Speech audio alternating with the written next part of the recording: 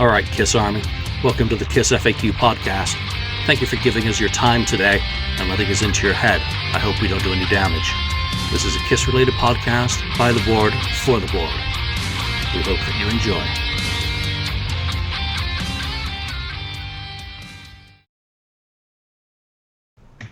Welcome to episode 266 of the KissFAQ Podcast. I'm your host, Julian Gill, admin on the KissFAQ message board. Today I'm joined by St. Louis Kiss Lonnie. Hello again, everybody. And 69th Blizzard Ken. How's it going? And hopefully Marcus Almighty will be along shortly, and if not, we'll see him next time. But, better. Wow, the earth moved for you. Sorry. I thought it was an earthquake here. Yeah, so... You guys, it's for you guys. In California. So, before we do some news, just do some recent purchases, because I actually, I no longer collect, or so I say, but I did actually buy something. You're right. Yeah. And of all the shit that I could buy, what did I buy? Promo flats for Kiss My Ass and Def Leppard. And that's all right. Hot in the Shade. Just in case I ever do that book on that. And of course, the other item that has come in that I did do a flip through for online, but just so that you could see it in all its glory. Oh yes, yeah. It is shipping. There, I didn't show the width. Nice. Wow. Yeah, it's nice. So it is really good. Look at the flip Looking through. forward to that. Yeah, the flip through doesn't have any spoilers in it, but there's another kind of review of it online that's got some additional flip throughs. If you're really looking for the content without paying, I think you'll be able to see about 9 pages in total between everything that's out there so far. But it really is worth it. So check out that flip through on our channel, of course, and go to the link for the book if you haven't ordered it. Standard editions, if anyone's wondering, we'll start shipping it in a couple of weeks. I believe Nicholas mentioned today on the FAQ thread about the book. These were, of course, the super duper deluxe autographed ones, which they were obviously able to ship a little bit earlier. But everyone else is, and I've got one of the regular ones coming in as well, just in case I change my mind and sell that, But he doesn't collect anymore. I don't collect it. No, he doesn't. I don't. And now, in order to fund that book, I have some T-shirts left from Nashville. So if you want a KissFAQ T-shirt, of course, with the nice newspaper-style art, PM me. They're very reasonably priced. And I've got some of the button sets still left as well. Those are all up on eBay, actually, right now. Nice. So if you're looking for those, it helps fund the FAQ and my interview transcriptions, primarily. So there we go. What else? Oh, today, the next series of 3... What are they? Gold Awards have been kind of announced online, and they are Dynasty, which Jason Herndon, of course, rightly pointed out, is still using the wrong centering. Right, yeah. And they're using the right one, I believe, for Unmasked. And Creatures. And Creatures, yes, true, Creatures, right. That's really weird. So of the 3, Dynasty looks horrible to me. I don't like that logo. It just does not look right. I don't like the red background because, again, gray was, for me anyway, was the primary color of that artwork, with obviously the accent being red, the Dynasty logo. Yeah. Unmasked, I'm not buying any of them, but the background is cool on Unmasked. Yeah. It's like a panel.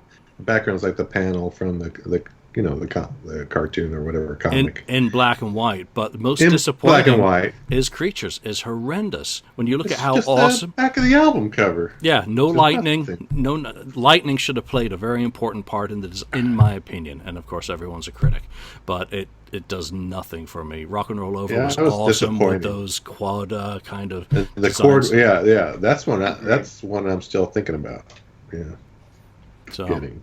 Any of these going to go on the wall of your man cave, Lonnie? None of those 3. Yeah. None of those 3. It didn't really move the needle for me today. It's kind of disappointing. Yeah. And they skipped the Elder. So much. They could have had the Brown Award because I'm sure because that would have really popped. Could have been in a texture of a door. The door in the back with a brown LP with brown tinted glass on it, hiding it, and just a little hiding saying, it. This is commemorate, best effort and utter failure. Good try. Yeah. Well, it would have been another Ezrin one that could have gotten marked for as well. So Right. there you go. All right, other new product announcements. Kiss Online is having a T-shirt sale, according to an email that came when I was driving while rushing back here for the show. But also the hits, Hot in the Shade blue vinyl and Hotter Than Hell orange vinyl were inadvertently announced, and they're going to be officially announced in a couple of weeks. Thoughts on those? Orange vinyl again for Hotter Than Hell. To me, that's completely wrong. Yeah, that red vinyl for Hotter Than Hell. Damn right. Yeah, it could have been, red or yellow, maybe. I think the other one. Well, I can see the blue for the Hot in the Shade, but I thought they should have done like a sand, like a desert sand. You were totally. Yeah, you go. He's on. He's totally on. Or what about a splatter of that aqua blue and the sand like that? Oh, there you go. Yeah, that would be the tits. Hey, I mean, it's not like you can actually play that LP with all those grooves on it. I mean, it's so compressed and it doesn't make a demo-sounding album sound any better by putting that amount onto a vinyl side. But, hey, that one's cool. Hotter Than Hell's a failure. Universal needs to contact us before they, select their colors next time. Yeah, and then there'd be a line of 900,000. Well, I wish there were 900,000. There'd be a line of Kiss fans saying, "No, that color's wrong. Ken, you're wrong. Oh yeah, Julian, you're an idiot." Yeah, I'll hear. I'm wrong. Yeah. So at least that one's still going. Rockin' Pod. There's Mark. All right, so Marcus Almighty, good of you to join us. Just so I'm still in my monologue, so your timing's perfect. Oh, great. Yeah, we were just talking about more Bob Ezrin awards to hang on your wall. Yeah, we were talking about you. Great. Yeah, the new, what was it, the Unmasked Dynasty and Creatures Gold Awards, of course, being announced, and we were just being critics and haters and criticizing the design, and we were just wrapped up on the Hotter Than Hell vinyl being the wrong color, announced for the next vinyl issues.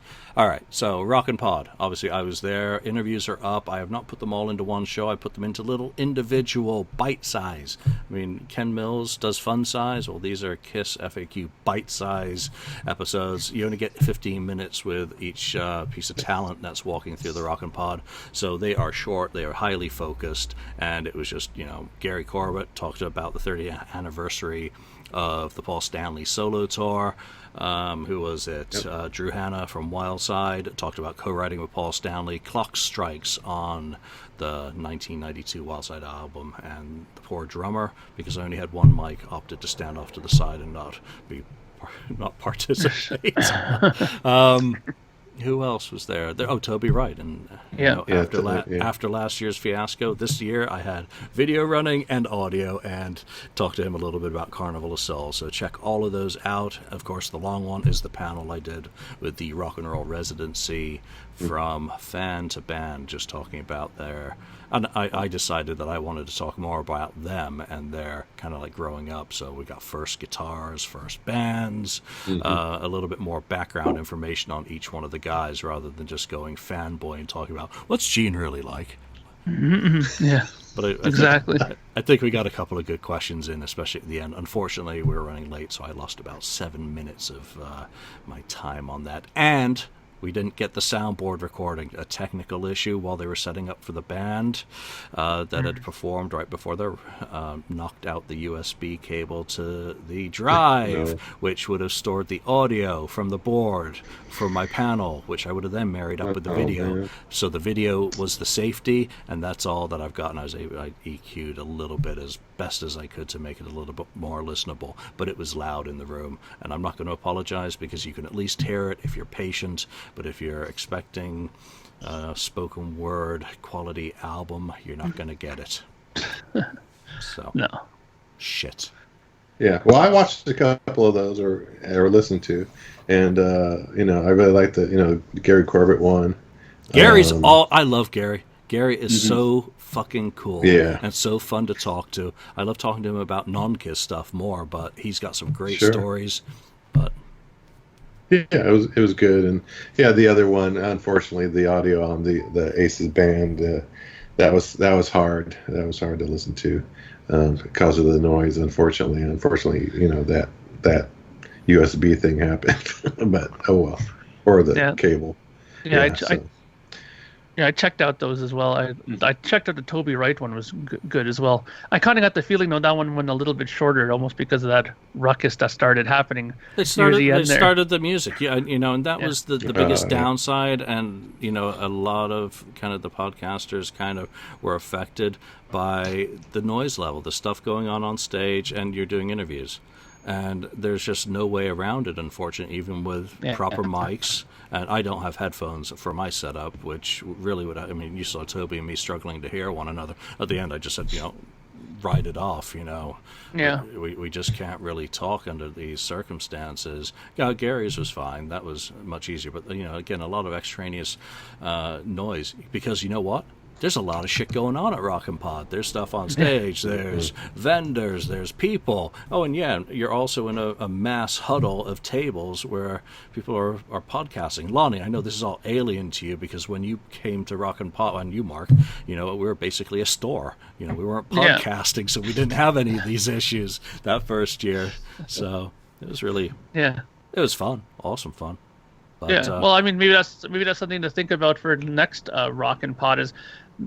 Maybe because I think you can get at some of these music stores these kind of like miniature, kind of like half square things where you have like soundproofing. You can maybe put them so when people do their interviews, they can make these little small booths for people to do their interviews in, and it would probably cut off a lot of the sound. Like the drummers have kind of. Well, around them, that's like sometimes. A plexiglass thing, yeah. It's the same idea, but they have something that's more like a foam material that you can put around. Sure. So it gives you a bit of privacy too, and it also blocks out some of the sound, and you can keep the sound within the microphones too, right? So maybe that's something to think about. Sounds like way too effort for traveling. Yeah, so again, it is what it is. I had a lot of fun at this event. When David Elfson was doing his panel, and I was like cheering, him on. He's like, "Yeah, KissFAQ over there," and that Kiss guy, and I'm like, "Oh yeah," getting shout outs from the bassist from Megadeth. I'm like, "That's fucking awesome." So I didn't get any chance to interact with pretty much anyone else in those. I guess 5 people who I've mentioned, but it was a good weekend, and again, seeing all our friends from various podcasts. Lonnie hates us today. Was really a challenge. So let's get into a little bit of what's been going on, and it predominantly revolves around our last episode, and that is, of course, Vinnie Vincent's bash did take place at the time. I mean. Let's just talk about reaction to, number one, that it happened, and what you guys have gleaned out of the various interviews. I mean, there are 3. Jason Randolph did his own kind of podcast on it.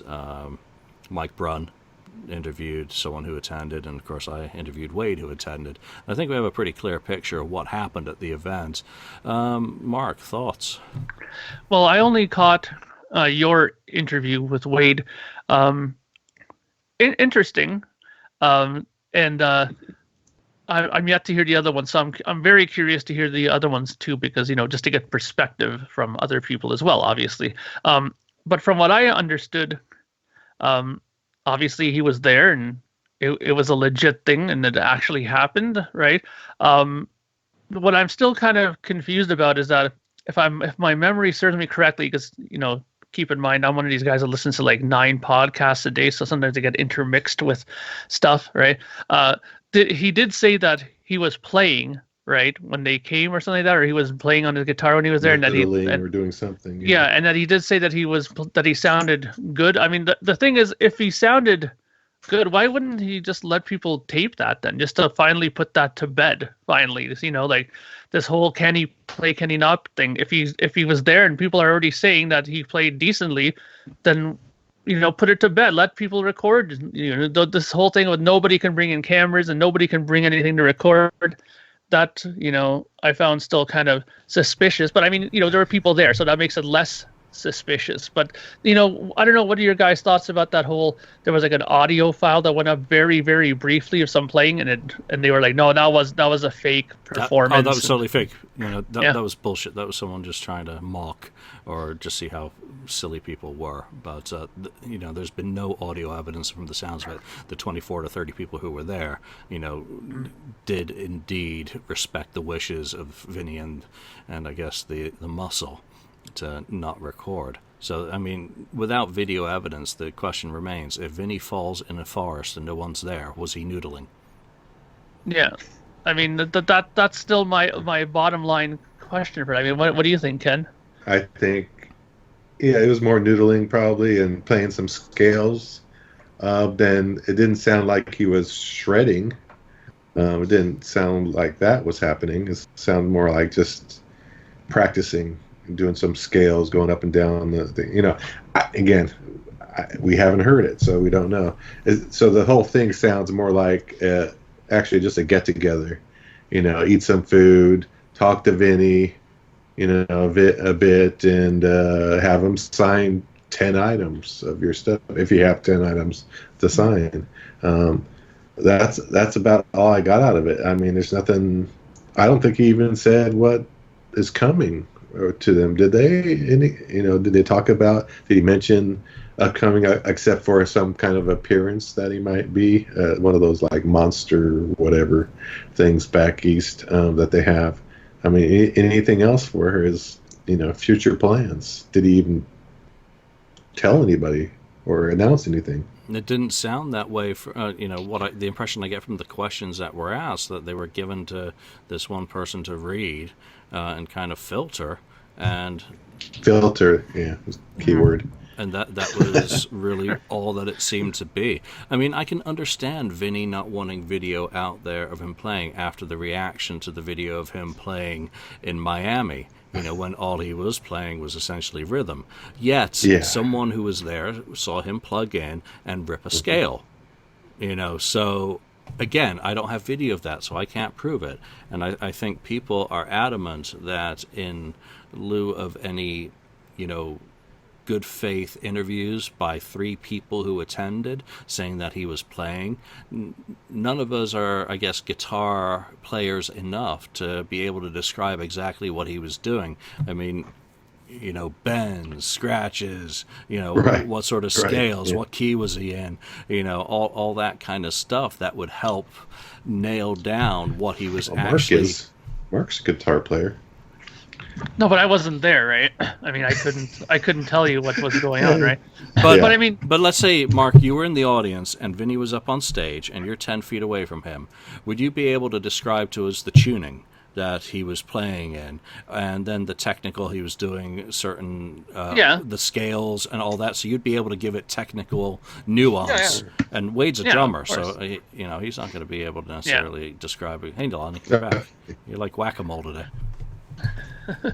Well, he's attempting to got him.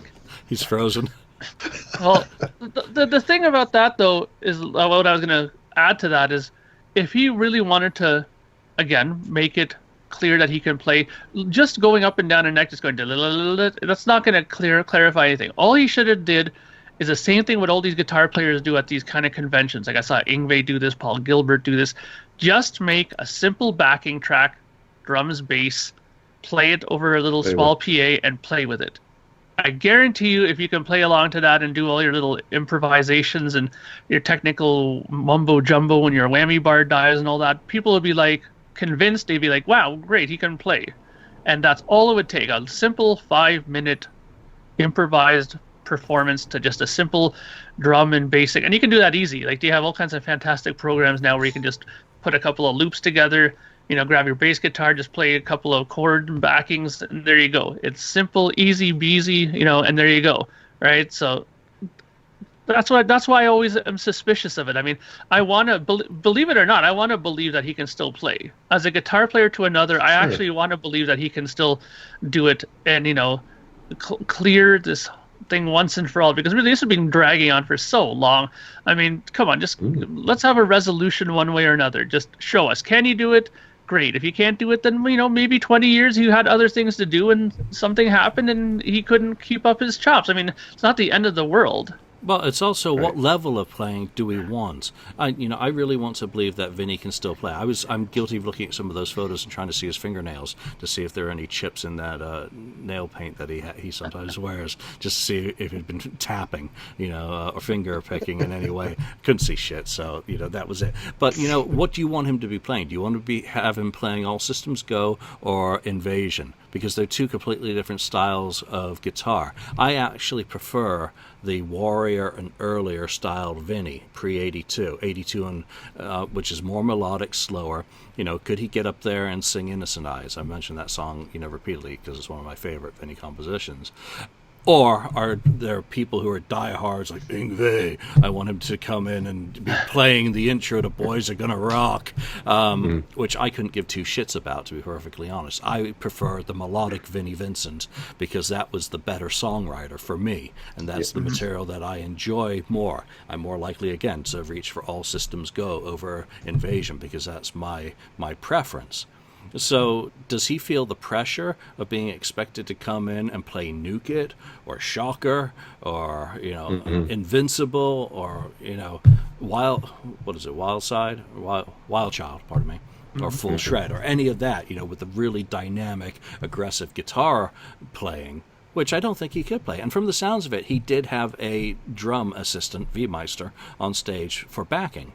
So the image I get out of this is closer to Metal Tech, if you've ever seen I'm going to call it instructional because no one's going to learn shit from watching that video because it doesn't teach us. Mark, you're kind of chuckling. Have you seen it?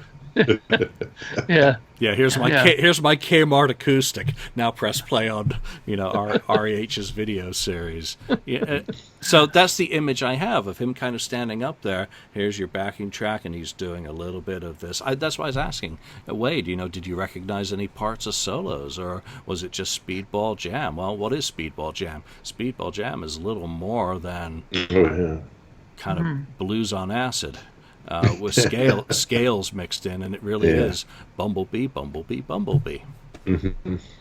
Yeah, well, I'm with you, Julian. I want I'm more worried about not how fast he can shred or play a guitar. I'd rather have him, writing material, melodic material, even something, even in the vein of, Lick It Up material.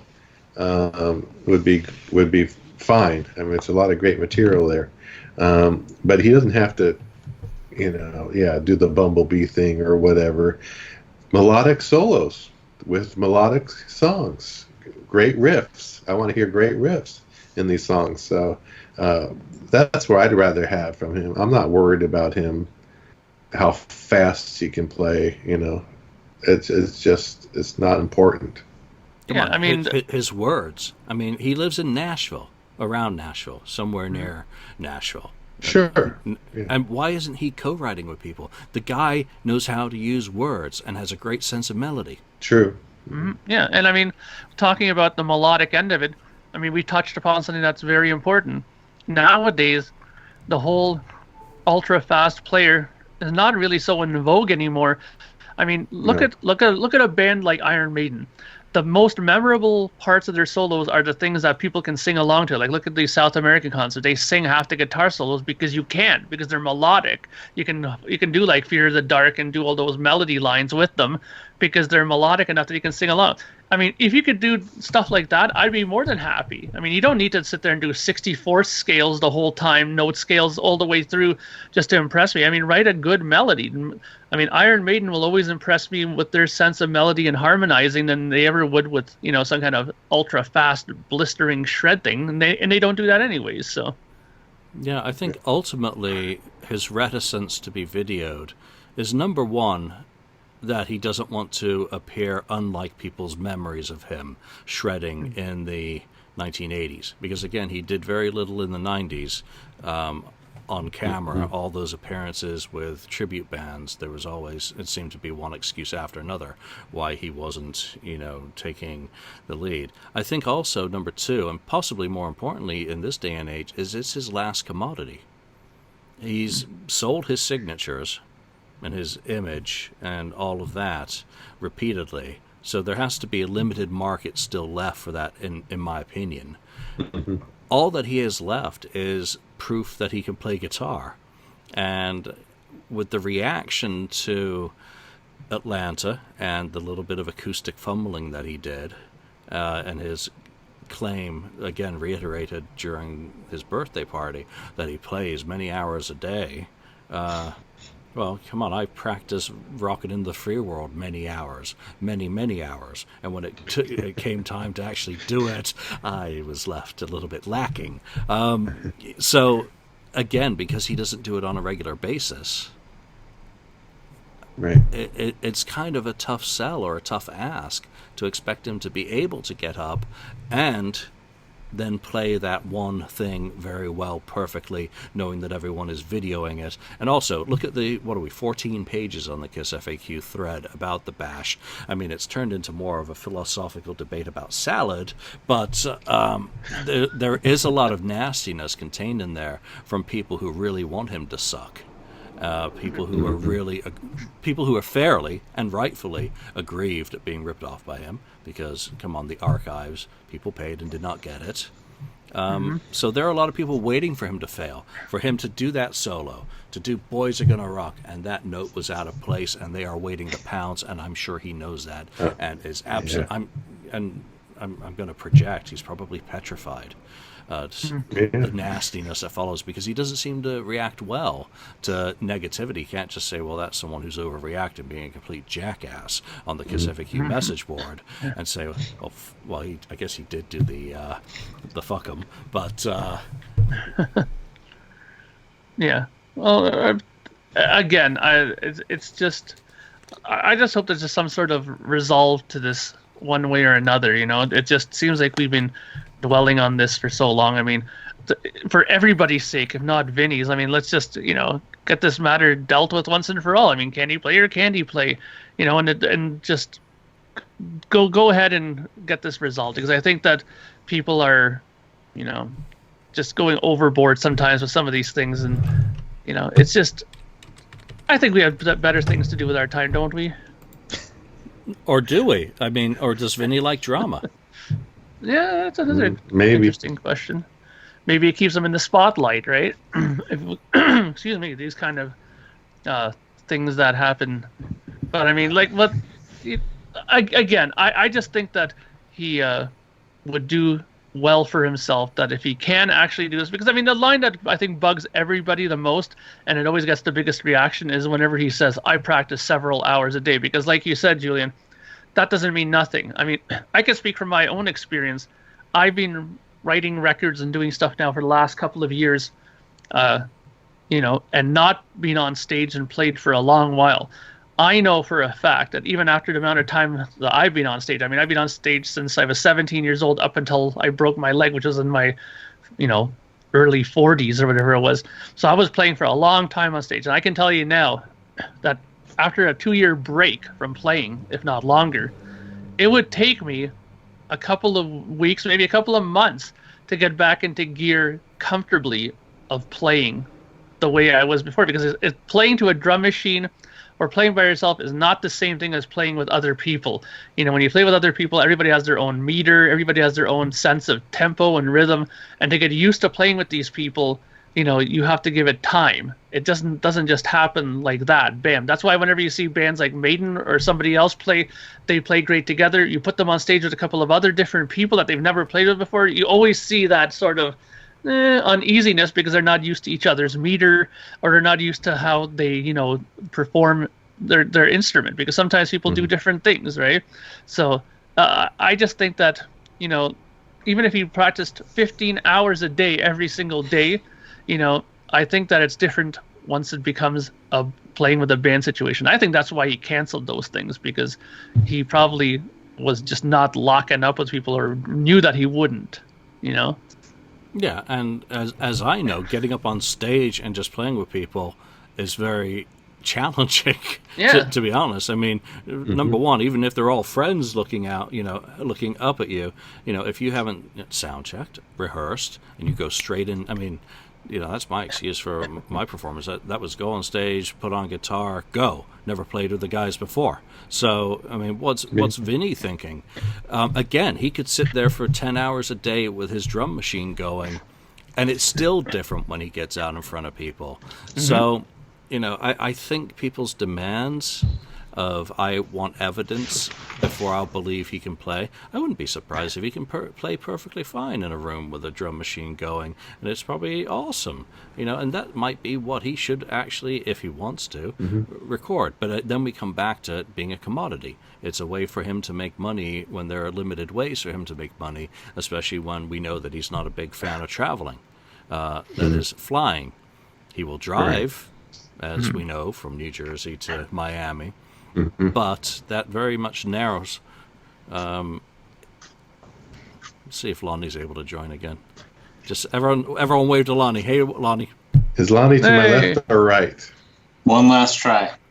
All right. So we're talking about Vinny. What are your thoughts on the birthday bash and the requirement for there to be video? Bang. It doesn't surprise me that there wasn't, that was the stipulation, but I'm excited for him that it happened.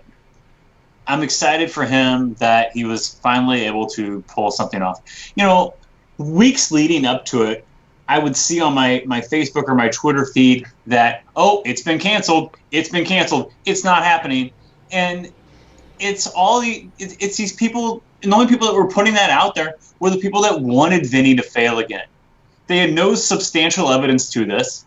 They're just throwing shit out there to see what sticks. It's kind of like the news. They don't have to research anything on the news anymore. You just throw it out there. Facts, who cares about that? We're just going to tell you this thing's canceled. And Vinny's an easy target. So, and I know he's opened himself up and let him be an easy target over the last few months with the events that he has canceled. But that doesn't give anyone the right to start just throwing crap out there saying that it's been canceled. So you know what? Good for him that he was able to do it. Vinny obviously has some demons or whatever that he's working through, but good for him that he was able to pull off this small event and play in front of people. It's the first time he's really played in front of people. I mean, I guess he played in front of people for the Kiss Cruise pre-party or whatever, but he did play in front of people, and that's a big thing. It's a big thing to him for a guy that really hasn't performed in front of a live audience in 20 plus years. So good for him that he was able to do that. And not to sound like an old lady who writes into the comment section for the newspaper, but shame on these people who just throw shit out there saying that it's been canceled. That's just bullshit. And you are the people what's wrong with the internet, what's wrong with social media, just throwing shit out there saying that it's been canceled when you have zero evidence to back it up. I'm sorry, that gets me fired up. Nice. So I rejoined at the right time. Yeah, he's fired up. He's back just in time for a Lonnie hot take. Awesome. But I want to also echo those people who attributed the reports to Chris and saying as reported on Decibel Geek. I mean, that was fucking disgusting because they knew that was a lie and that was just some shit stirring garbage. So that was absolutely disgraceful. Shame on you, the person who did that. Absolutely shame on you. You're absolute disgrace. But, back to it again, I think that Vinny has somewhat made his own bed. But I'm happy. I'm actually happy for him that his event took place. I'm happy that those people who put trust in him to go all the way to Nashville for this event got what they were expecting out of it. And you know what? If we were all trolled by thinking he was going to show up at the Marriott, fair play. Because that is hilarious, especially with, as I mentioned, the pink tablecloth linen for the little old ladies doing their birthday party, right down to the pink cupcakes. That was just, be there. That was just too happenstance. And if Vinny helped prepare food for it or organize it or whatever, again, it was a very small scale party. I wouldn't have missed Rockin' Pod for anything. And let me just be clear, I don't have two minds about this. I know which event I was interested in. as much as I'd be interested in seeing Vinny play, I would not be able to deal with the no video restriction. I just would not have the fortitude. So I would have been that one guy quietly escorted out, kicking and screaming and ball gagged. I need this evidence for my podcast, not you bastards! Think of the ratings! Think of the clicks! Think of the clicks! All right. Well, I think that's probably enough for Vinny. Let's go into some... Anyone got any topics? Because I did say... Oh, yeah, that was that other piece of news. Chris Cat #1 has started shipping.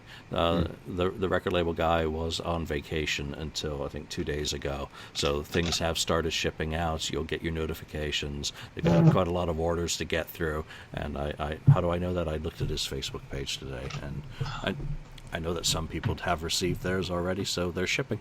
That's awesome. Cool. Everyone, who's ordered them? Ken, you? I did not order. You did not order Cat No. #1. I thought about it, It's but on my list. It's on my list. I'm on a strict vinyl budget.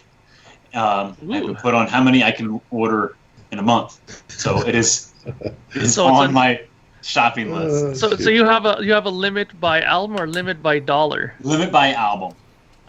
Okay. okay. Well, So Very interesting. So how do you know? Because when you know got- that because like that Best of Solo albums was shipping. That wasn't cheap. So I mean, I would have if I was on a price by dollar, Right. I would have been like maybe a couple months worth or something, depending on the budget I was placed on. So True. yeah, I didn't get it. I mean, I thought about it. I thought, oh, it looks kind of cool, but I gotta think about: is it a Kiss album? No. Is it a Peter Criss album? Okay. Is it a great Peter Criss album? Yeah, it's okay. Yeah, it's my favorite of the three. Of Yeah, the original it's three. okay. I mean, it's not as good as his '78 one, of course, but it's still. It wasn't enough there for me to just get it. Maybe as a collector, I don't buy every vinyl that comes out. I You buy call most of it. yourself It was a Kiss on it, but yeah, but I don't know. I couldn't see buying that one. Yeah, I mean, I only have 70. And I truthfully and shamefully admit that I don't have Out of Control yet on vinyl or CD. But, I will get that next because, I mean, that is probably the next And best you call thing. yourself a Kiss. Yeah, well, people would argue about that comment for me, but, I'm thinking about it. I might get it down the line, but I mean, who knows? They're limited. They'll probably run out eventually, but it won't be anything to lose sleep over for me because I mean, I'm not that much into collecting his solo material, obviously. So, Well, on a positive note, it does include the Cat EP tracks, so Yeah. they Jella Jansen from KissRelatedRecordings.com did rejuggle the track sequence in order to make it work on vinyl, so very, very cool. All right, let's go into a couple of threads from the board, and just we'll do quick takes on these. Detroit Rock City turns 20. Lonnie, thoughts on that movie? Is it worth celebrating? I remember going to see Detroit Rock City the night it came out in theaters. It was August 13th, obviously. It was a Friday night.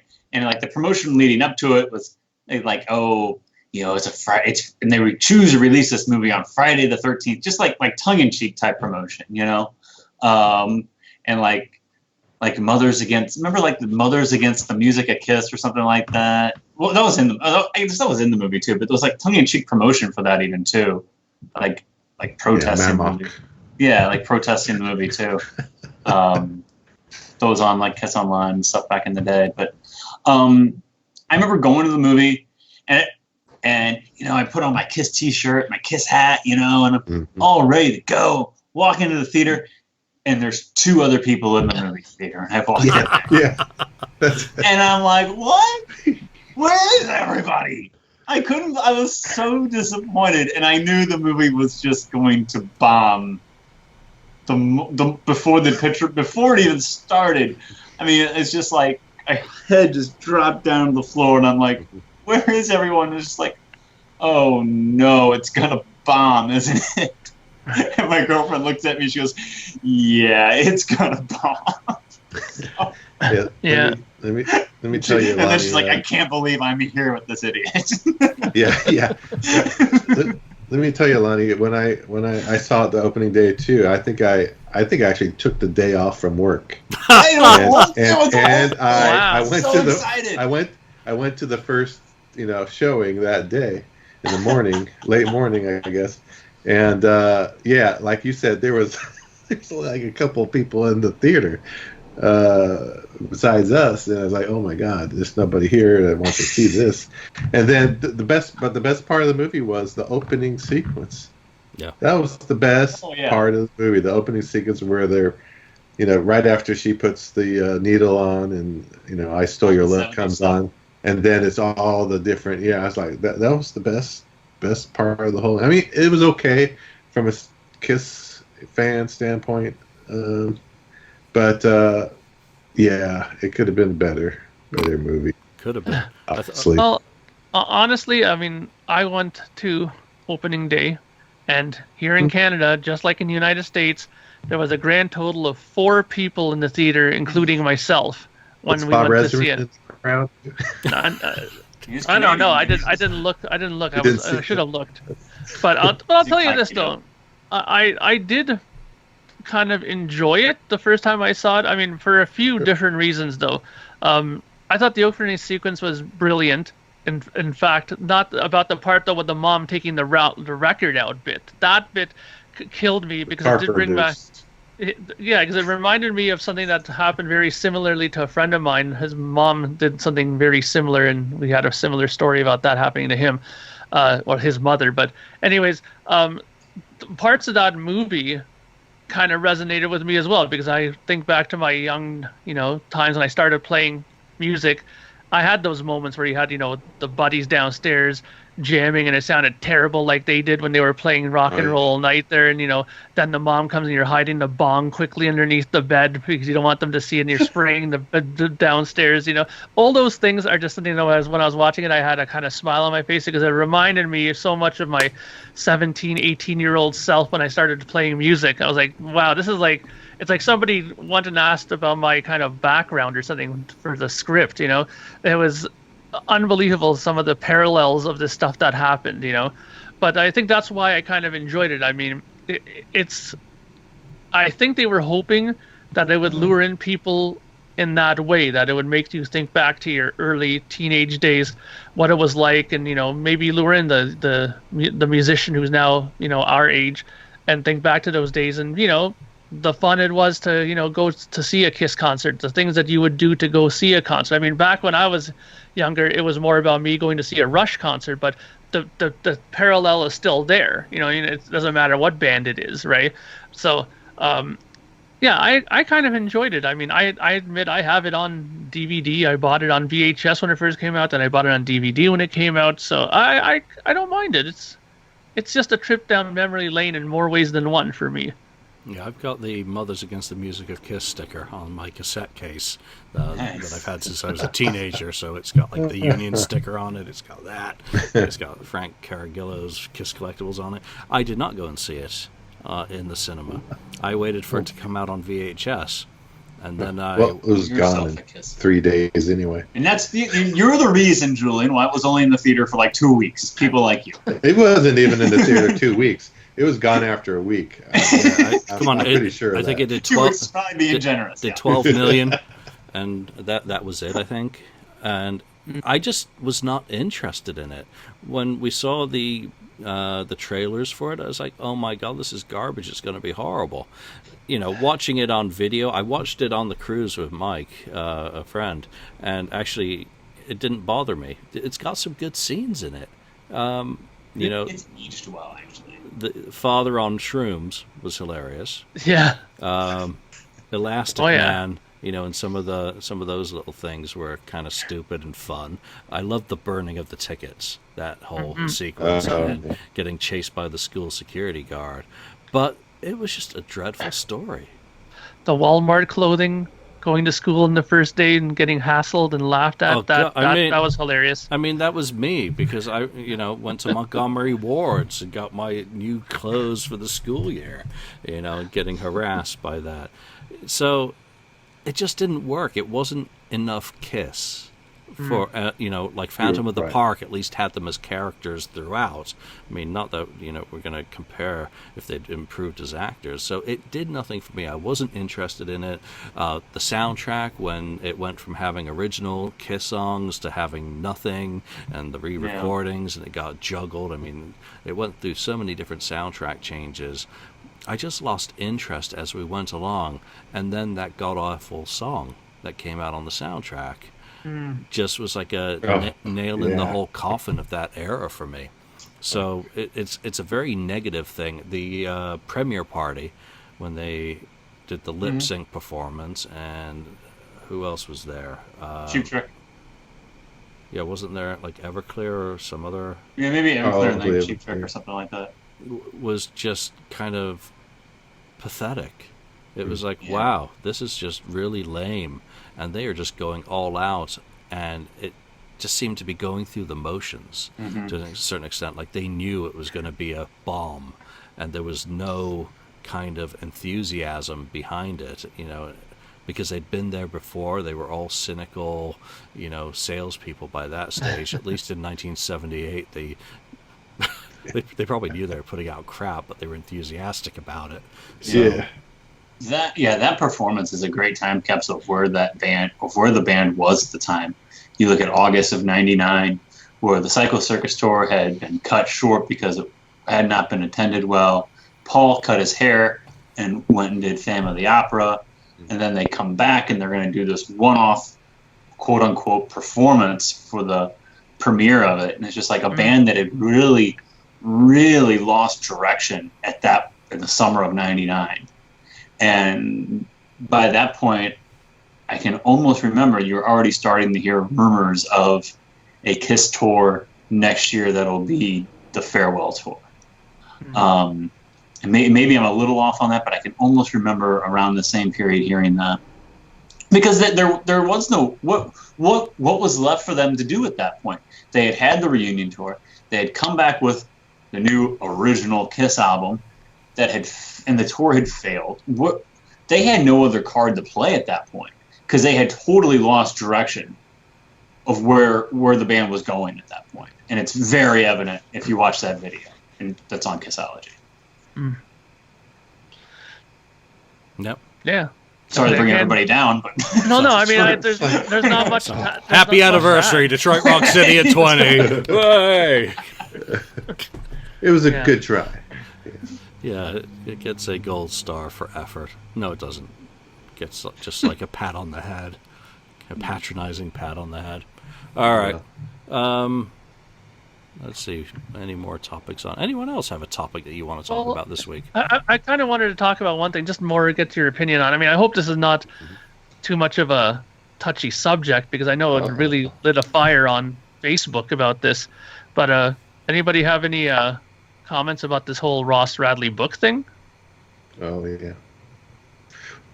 Well, I mean, yeah, I got the email about it being delayed again a little bit, till by Christmas. It's saying that we would get the book for people who, pre-ordered it.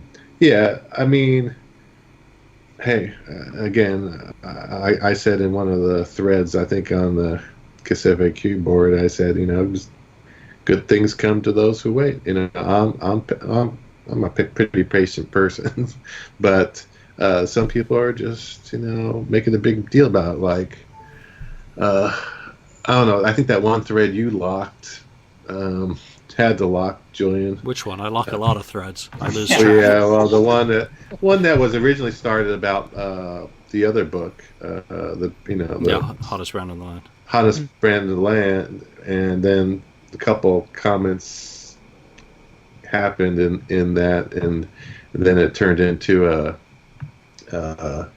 started talking about magic, because it's magic, is delayed, and the other hottest Brandon Land, that's how you do it, kind of thing. And I didn't like those kind of side kind of remarks, slights towards Ross Radley. I mean, he's trying.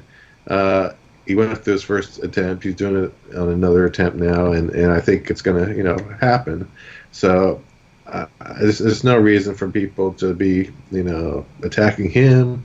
Some people thought he was maybe saying something back to them, but he really wasn't. He was just explaining his view on why he's doing it a certain way, and wants to make it right, before putting it out. So, yeah, I talked about the licensing, whether it's licensed by Kiss or not by Kiss, the importance or not importance of it, whatever. I just want the book, and I'm willing to wait a little bit longer. I've waited long enough. I think it's going to be a great book once we receive it. I'm going to wait for the hottest Brand of Land book, which I guess later in the month or the end of this month, it'll ship to me. So I just don't think there's any reason for negativity one way or the other from people about these books. Hey, we're lucky to be getting books like these that, fans are willing to, work to put these things out, like, Elaine, our friend Elaine, or Alan, who has put out a few things. So we're lucky. It's just, be nice and wish, hope for the best. I think that's part of it, though. I think that because we have people like Alan, these people who put out stuff on a kind of a regular sort of Julian, basis too. And Julian, who puts up a lot of books too. I mean, but that's the thing. But that's the point, is that I think the problem here is that people are, expecting that everybody who gets involved in this kind of thing, that it comes out in such a timely fashion like these other people do it. But other people have, different things in their lives that prevent them from doing it, maybe on a daily basis. Sometimes there's a lot of things to do, and he's doing it by himself. I think he only has one person helping him with this, right? Whereas maybe some other people might have more extra help. Somebody might have a backing of some other company for something. I mean, but putting something out yourself takes a lot of work. I know. I mean, putting out an album is a lot of work, especially if you're doing it by yourself, right? So I know that there's, a need sometimes for patience with people when it comes to this stuff.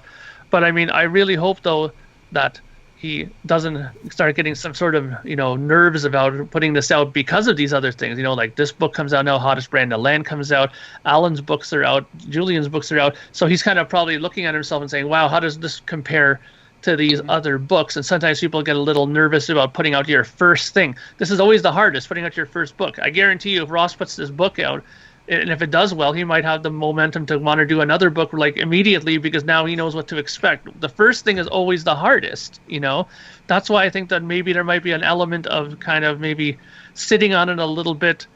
Maybe he's hoping that Kiss will contact him about the book and get involved in it. Maybe he's hoping that, somebody else will come in and help, and, with something, who knows, maybe with the printing of it. I mean, who knows?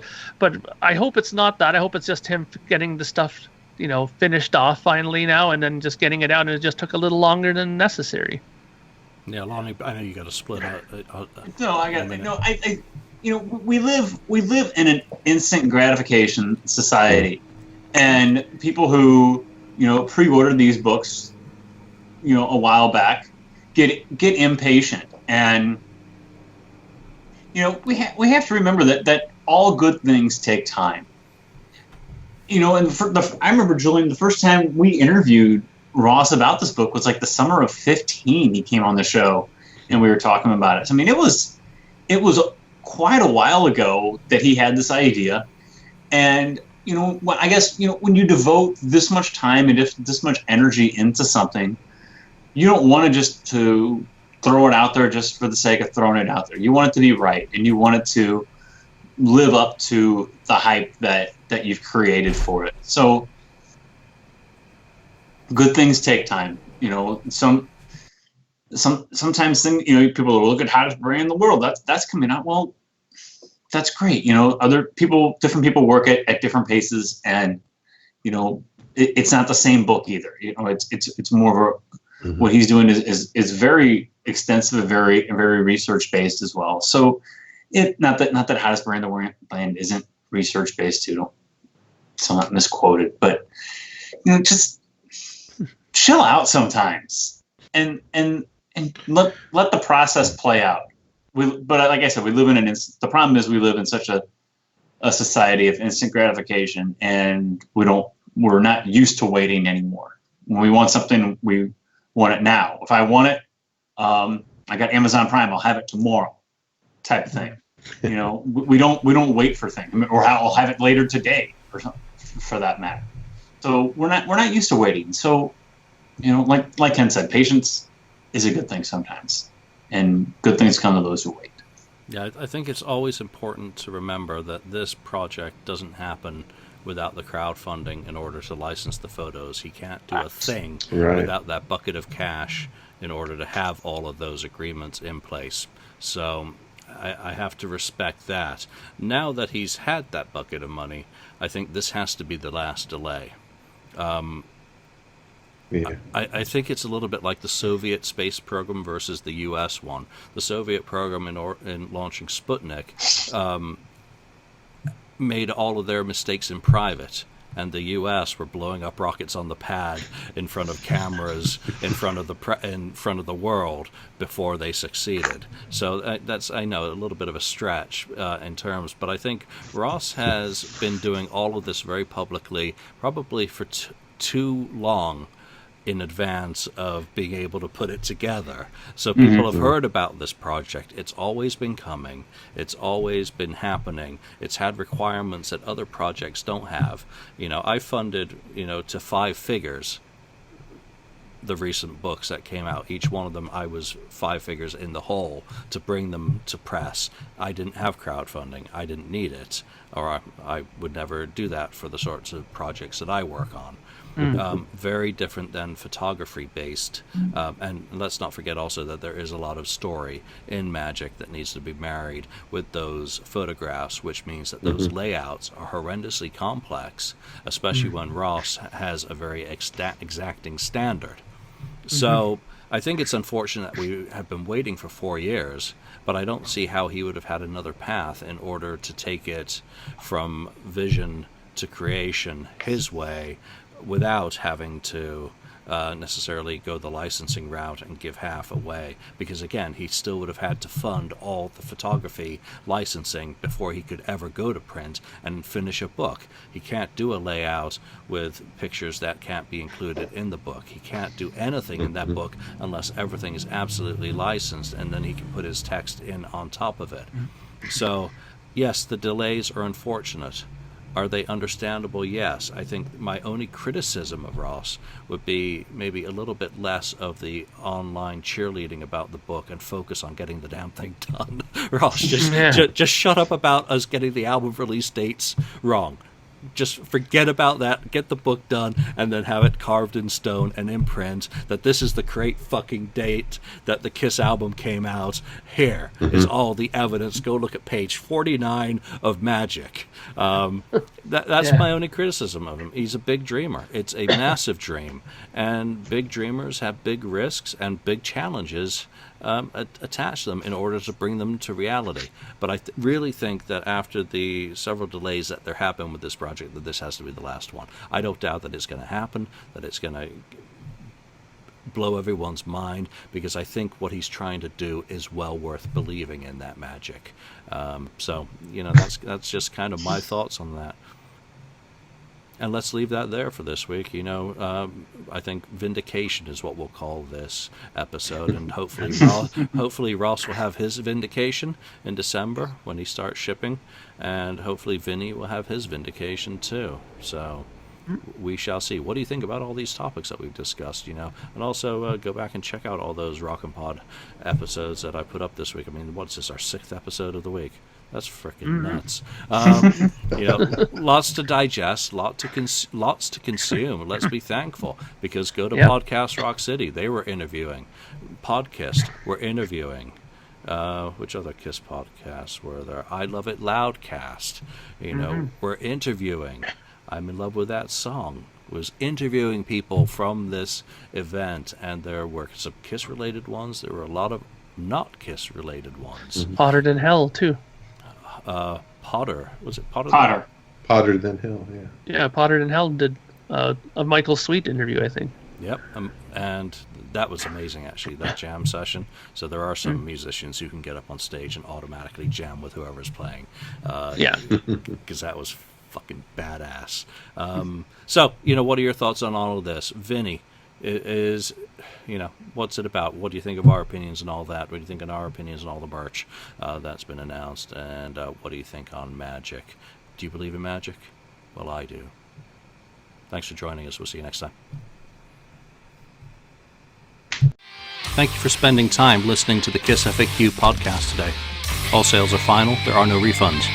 If you'd like, look us up on Facebook or come over to the KissFAQ message board and discuss the topic we've broadcast today. Don't forget to rate us on iTunes, Spreaker, or wherever you've listened to the show. We hope you'll join us again.